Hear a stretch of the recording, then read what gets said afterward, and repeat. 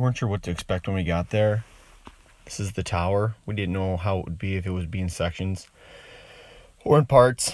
We did a lot of time-lapse videos just because everything seemed to take a long time.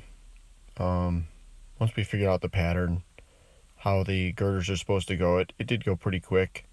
And some guys from the church came out and they gave us a hand.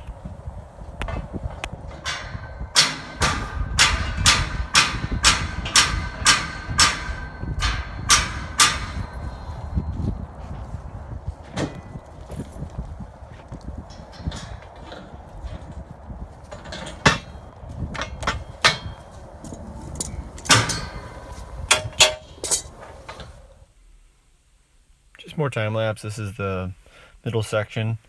We put the tower together into two pieces. The bottom section was 60 feet long, which is 3 20-foot sections. And then the top we put together is 40 feet.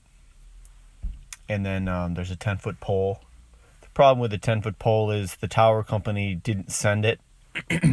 So in order for us to be able to finish the job in time Tuesday night, we drove to, I can't remember the name of the town, but it was in Ohio, 6 hours away, to pick up the part, bring it home, get it galvanized, so then we could finish the assembly in time before I had to leave and we could get the thing up and running.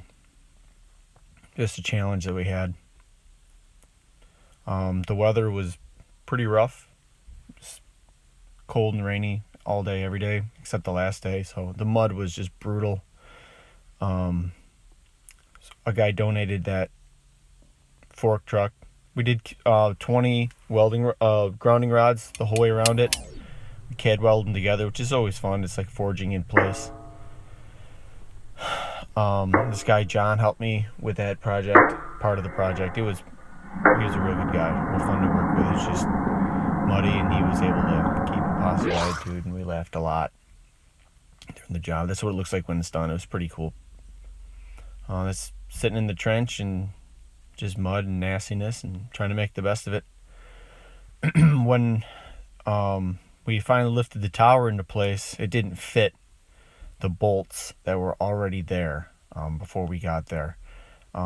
Pretty sure the tower company sent the wrong base. So we had to drill a new hole 18 inches deep, and then we tossed these 7/8 threaded rod in. We're getting ready to set the top of the tower, sitting up at the top of it.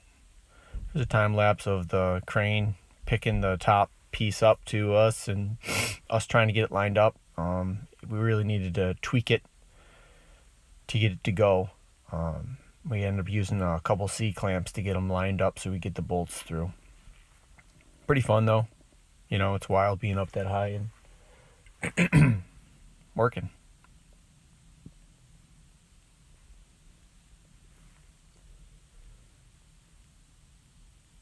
Finally on Saturday, the sun came out and it was just beautiful.